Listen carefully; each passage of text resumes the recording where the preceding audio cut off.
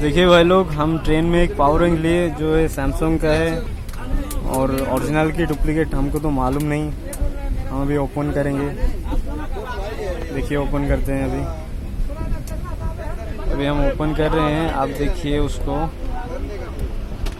ये देखिए ये जो पावर बैंक है भैया से ले लिए 550 से। ये जो भैया है इनसे ले लिए 550 से। अभी देखिए पावर बैंक में क्या है, एक पुराना बैटरी है और मिट्टी लगा है वो भी सोल्डिंग में, मतलब पूरा ख़राब पार्ट है। इतना डैमेज पार्ट है कि आपका मोबाइल को भी ख़राब कर सकता है। और आपका जो मोबाइल जो चार्जिंग के टाइम में जो फटता है ना, इसी वजह से ही फटता है। देखिए अभी मेरा फिसल रहा है ये, देखिए ना, जूम करके दिखा रहे हैं आपको। ये देखिए ये बैटरी भी पूरा डुप्लीकेट है और बहुत ख़राब बैटरी है।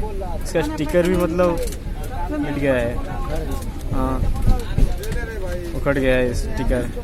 ये देखिए इसमें देखिए मिट्टी भी निकल रहा है।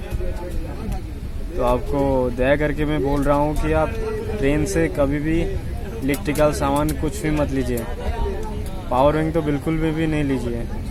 अगर लेना है तो एक अच्छा सा कंपनी वाला लीजिए जो कि आपका सालों भर वारंटी रहेगा, गारंटी रहेगा। ठीक है, ओके।